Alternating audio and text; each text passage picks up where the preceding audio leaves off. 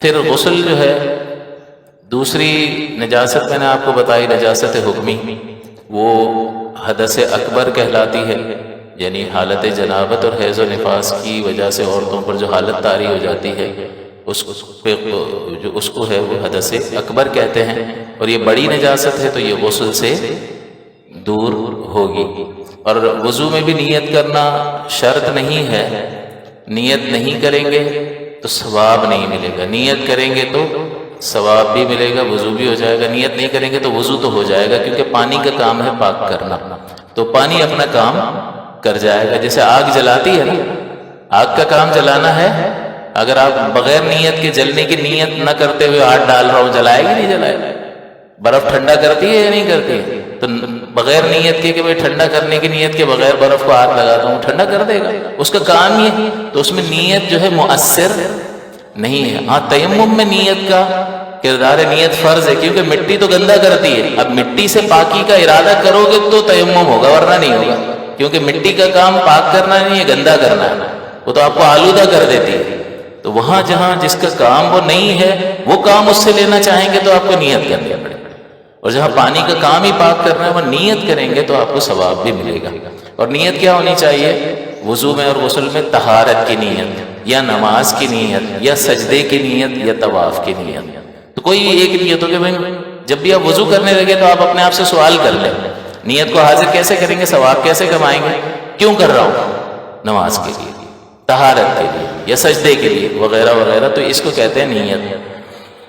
تو اسی طرح سے غسل میں بھی نیت فرض نہیں ہے، پانی اپنا کام کر جائے گا۔ کسی نے دھکا دے دیا تالاب میں، غسل واجب تھا، وہ پورا پانی جو ہے اس کے جسم سے گزر گیا، وہ پاک ہو گیا،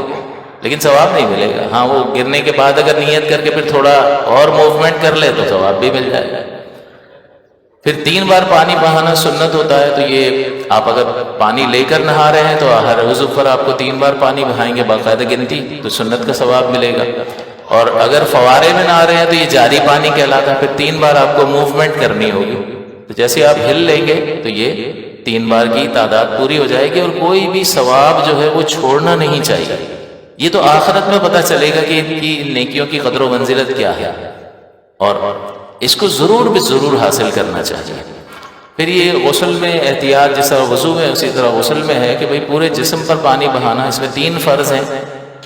کلی کرنا، وضو روزہ نہ ہو تو غرغرہ بھی کرنا، تاکہ یہ پورا علاقہ منہ کا جو ہے ہر جگہ پانی پہنچ جائے۔ اب ہر جگہ پانی پہنچنے سے لازم ہے، اس کا مطلب یہ بھی ہمیں پتہ چل گیا کہ کوئی سپاری وغیرہ کوئی چیز رکاوٹ ہوگی تو کیا کریں گے؟ وہ اس کو ہٹاؤ، الا یہ کہ کوئی ایسا نشان ہو پان اور سگریٹ وغیرہ کا جو نکالیں گے تو تکلیف کا باعث ہوگا تو اس کو چھوڑ دیں، باقی اس کے علاوہ جو عارضی چیزیں ہیں، غذا کے ذرات وغیرہ ہیں، اس کو صاف کریں، اور پھر کلی اس طرح اور غرغرہ کے کوئی بھی مقام جو ہے وہ خشک نہ رہ جائے۔ اسی طرح ناک میں نرم بانسے تک پانی چڑھانا ضروری ہے، اور اندر کوئی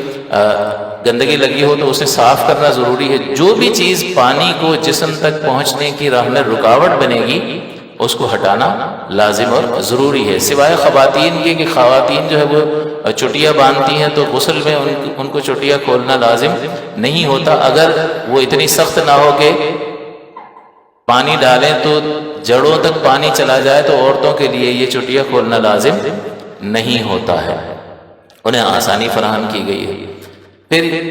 ہر عضو پر پانی بہانا ہے، یعنی اس میں خیال یہ رکھنا ہے کہ جو چیزیں سلوٹ پڑ جاتی ہے، جیسے یہ حصہ ہے، اب یہاں اس طرح سے دھوئیں گے تو یہاں بغلوں کو، تو جو حصے جو ہیں اس طرح سلوٹ پڑ جاتی ہے کہ جہاں پانی پہنچا، اگر جان بوجھ کر پانی نہ پہنچائے تو نہیں پہنچے گا، تو ان مقامات کی احتیاط انسان کو خود بخود کرنی چاہیے۔ اسی طرح ناف ہے، باقاعدہ آپ کو اہتمام کے ساتھ پانی